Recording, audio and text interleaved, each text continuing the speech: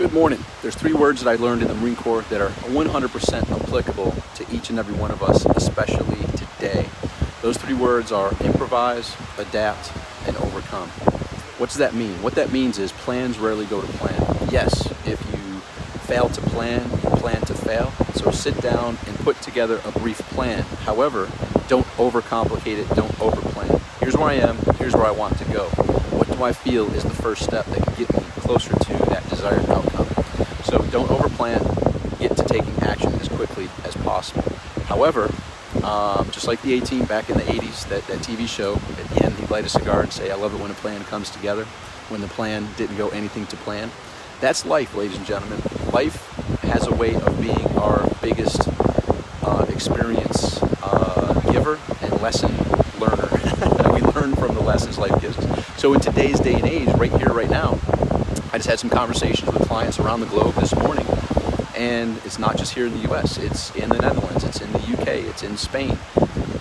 That life as we know it is different. Restaurants are closed, events have been canceled, schools have been canceled. Things are totally different than the norm right now. So what does that mean? We have to embrace those three words. We have to learn to improvise, adapt, and overcome. The way that it used to be isn't the way that it is. And many of my friends are entrepreneurs, and we know that change is inevitable. And in today's day and age, change doesn't take 10, 20, 30 years to happen. Change happens on a daily, a weekly, a monthly basis, very, very quickly. So we have to learn to adapt to those changes quickly. Not so much so as it was in the past, where Kodak didn't adapt and move to the digital quickly enough, and it led them to bankruptcy by holding on to their film, and going the development route instead of switching to the transition to digital. Well, that took many years to unfold. Nowadays, change happens. Business owners, my friends, wake up on a daily basis and oh crap, what used to work last week and last month and the last 3 months no longer works. We have to improvise, adapt, and overcome. Well, today, what we're witnessing is that is happening in our everyday, real world habits, routines, and just the way things used to be. So, today in America, there's lots of kids that are not at school when generally they would be at school. And so that's totally different. And as parents and as children, there has to be the recognition that we have to improvise, adapt, and overcome. How can we put a plan in place that won't disrupt, lifestyles, economies, and things like that, and also won't lead our kids to having one thing of going to escape on video games and just stand there sitting holding their phones all day. What else can be done to where there's some proactive, productive things that can be helpful to the children, helpful to the parents? And that takes some thinking, that takes some discovering. That's new territory, it's uncertain, it's unknown. And I would leave that open to some questions below. So versus having your kids sitting at home playing on their phones all day or playing video games all day, what are some suggestions? What are some things? What are some resources that you've come across that might be some good ideas for other parents to take a look at, to say, here's something that can be done while my kids are home and while I may have to be at work, while, what can be done that will make this a positive scenario versus the opposite of that. Sam, good to see you. Terry, good to see you. Terry Drancon, what's up, Marine? Terry Guffey, Sean McNanamy, good to see y'all here. And these are some questions that we have to ask because we're all in unknown territory, uncertain territory, and it takes us as a community pulling together to say, what are those possibilities? What are those options? Sam, you hit on one of the things right there that may not be a popular thing for the parents to introduce to the kids, but guess what? Hey, you're not at school, so here's a book. Read this book. And I'm expecting a report at the end of this week on this book. I actually paid my sisters years ago to read books, some by Dale Carnegie, How to Win Friends and Influence People. I think I also had them read Think and Grow Rich. And I actually compensated them to read those books. So nowadays, you may have to think outside the box and look into strategies of, okay, guess what? You're only allowed X amount of time of screen time. What is that time? How many hours per day are you going to allow your kids to be on the screen of their phone or their TV/video game instead of being consumed for 10 hours in the day by those? What could be some other things that could point them down a path of being more beneficial for them in the future, and for you to know that you're just not sitting there letting your kids be numb to the world and numb to other activities by staring at their phone and or computers. So both of them are good books. Oh yeah, both. Sam, great. Clint, what's up, buddy? Good to see you here, man. Yeah, so those books, if you have access to, whether in your home or at the library, those are great books. Dale Carnegie, How to Win Friends and Influence People, How to Stop Worrying and Start Living might be another one to read right now, because guess what? The kids aren't immune to the fear that's in the world right now as well. We as adults, guess what? Yeah, we are cognizant and aware of the massive fear that's happening worldwide.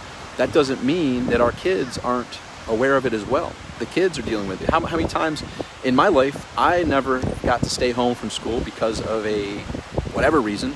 We had snow days, but we never had weeks off for some pandemic or epidemic or whatever the heck you want to call it. So this is unknown territory for us all. So if we're feeling the pinch and we're feeling the fear, maybe a book such as How to Stop Worrying and Start Living by Dale Carnegie might be another one that you would want to take a look at and have your kids not only read it, but possibly give them a reward of, hey, guess what?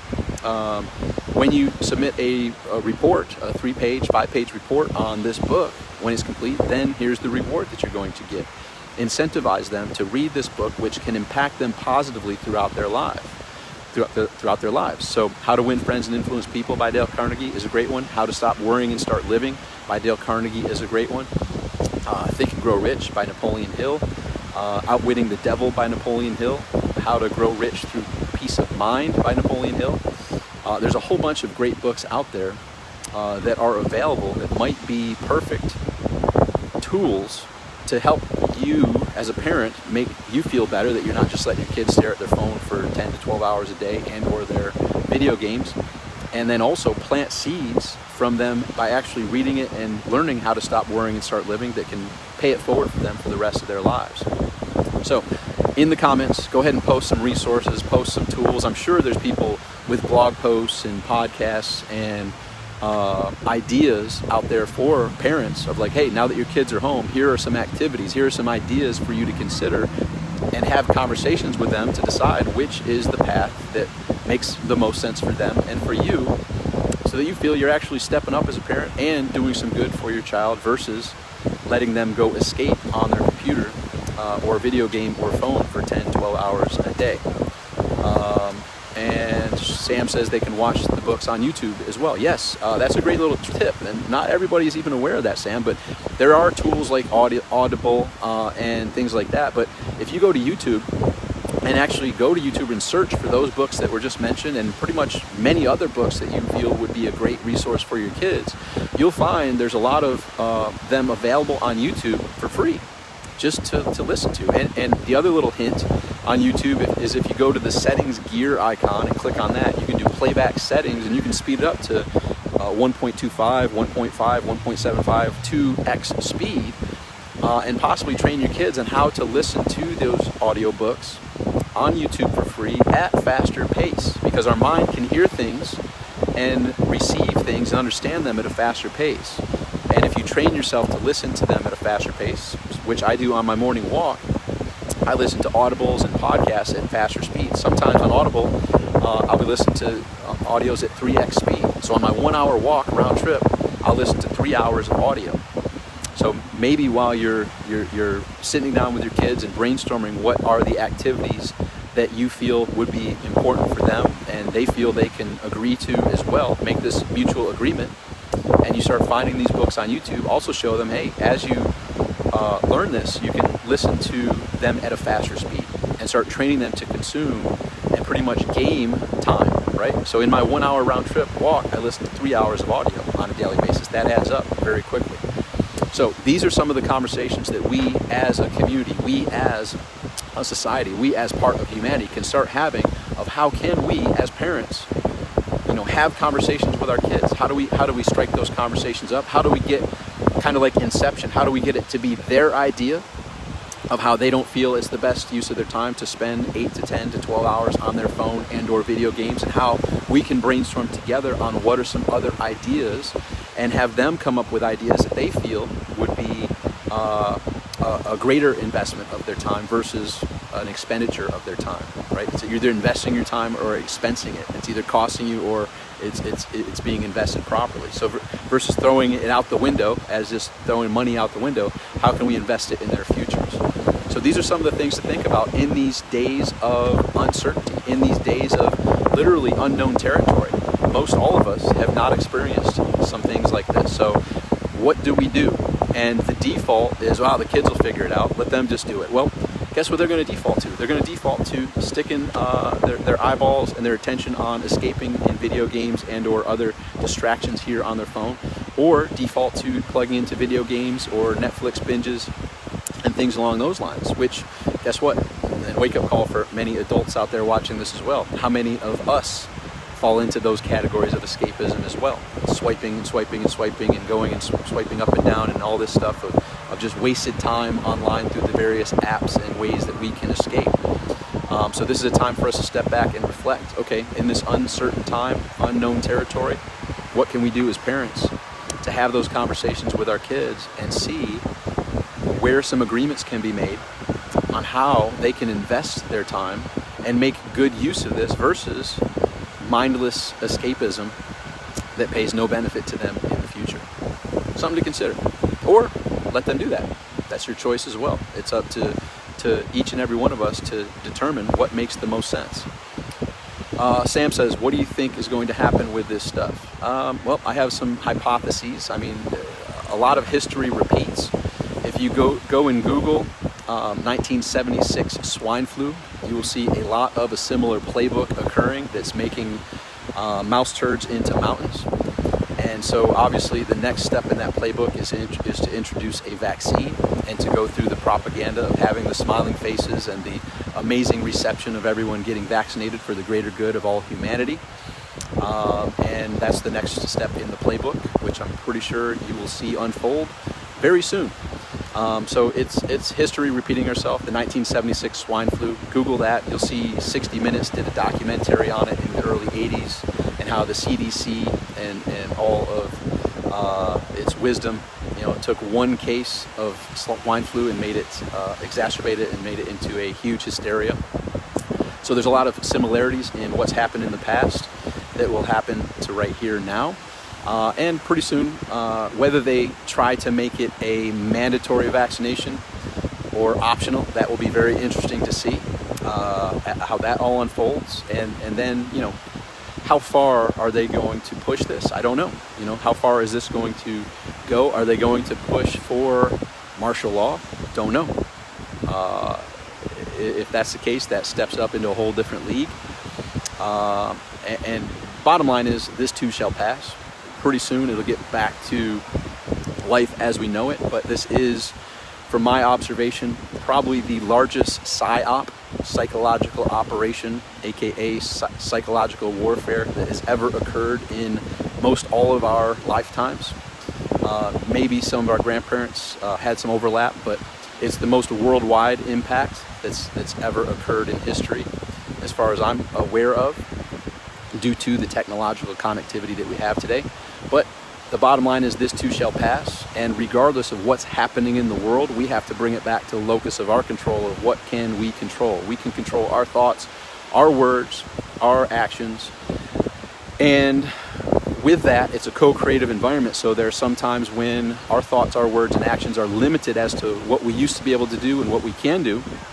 And as we're witnessing, and what I've witnessed with speaking with clients worldwide, is there are, closures of events. Obviously, that's occurring. There are closures of some restaurants and gatherings, and there's also definitely an impact on many, many businesses. And it's up to us to improvise, adapt, and overcome to see where and what it all unfolds to. So let's see some comments here. Sam, hope not. Well, Sam, hope. We all hope for a lot, and basically we see what unfolds. And going back to the locus of control, there's some things we can't control, there's some things we can't. And the book, How to Stop Worrying and Start Living by Dale Carnegie, one of the major points is control what you can and recognize what you can't control, and still take steps forward. Steve, this will set stage for global mandatory vaccination. It's definitely on the horizon as a possibility. It's pretty much the people who pull the puppet strings are definitely addicted to control and power, and that's where they get, like, they walk around with lotion and doing things to themselves about how much power and control they can get, and that's definitely one of the possibilities. We'll see if they go that route or not. Sam, they can take the guns yet. And Sam's referring to martial law. Yes, martial law steps into a whole different category of restricted freedoms. I don't foresee, the fear is pretty much exacerbated to a point where people would still, well, it's for the greater good, it's for everybody's good. Yeah, just to make sure, it's okay, and people willingly give up their freedoms. And that's part of the playbook as well. We'll see if it goes that route or not. Sam, we need to just help others in need. Yes, absolutely. This is just a time for people to come together and help one another and to not get caught up in the fear. I mean, literally, there's always stuff to fear, ladies and gentlemen. I spoke about it in a brief video yesterday or the day before. Today's mission is to make today great. Today's mission is to make today great. Guess what? There's going to be fear, there's going to be uncertainty, there's going to be problems, there's going to be challenges. There's the possibility that I might not make it through today. There's the possibility that you might not make it through the day. However, ladies and gentlemen, it's time to step up and accept that responsibility to make today great. And generally, what making today great doesn't mean is getting caught up in fear and not taking the actions that are yours to take. It means stepping up and recognizing, hey, there's stuff always happening, and I'm not going to let that stuff prevent me from doing what I know is mine to do. With the scenario and me improvising, adapting, and overcoming, what do I feel is mine to do, and with what I can and can't do, what can I control to move forward in the manner that's mine to move forward. And part of that is, loving and caring and helping others as you can, and to not getting caught up in fear. And hopefully you recognize none of my messages based out of fear. It's just, hey, okay, we used to be able to do this, now we can't. The scenario that used to be is now different. Kids aren't in school, businesses are being impacted in various manners. Our interactions with others are being impacted in various manners. So with the landscape and with the changes in the rules, what's mine to do today? How and where can I make a difference? How and where can I make an impact? How and where can I control my thoughts, my words, my actions to move forward and do what's mine to do? And hopefully you get to a point where you do it because you know it's yours to do, and you're not doing it based out of fear. I mean, generally, over history, time has shown, for my personal life and possibly yours, fear-based decisions generally aren't the best. It's time to get grounded. It's time to get stable and assess the situation and make the choices appropriately for each of us in our own individual journey. So, gain that clarity of where you are, where you're wanting to go. Gain that clarity of the things aren't what they were, so now that they are what they are, what's mine to do? And circling back to one of the conversations that I'd love to have and have some feedback and some ongoing discussions is with the kids at home versus letting them suck into the phone or their video games or Netflix for 10 to 12 hours a day.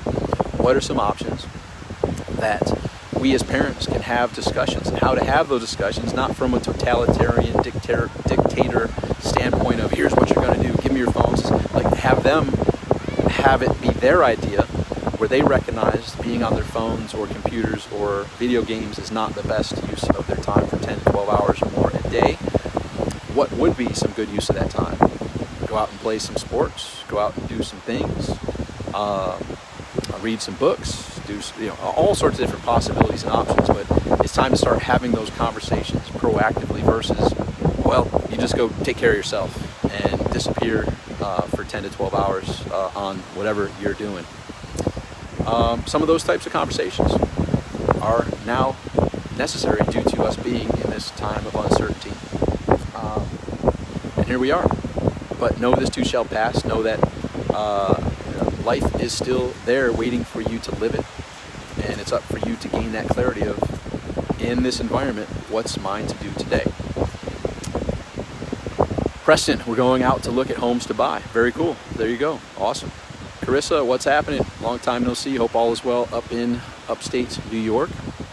And hey, with all of this change and with all the excitement happening, it's exciting times, ladies and gentlemen. We're living in unique times, a unique situation.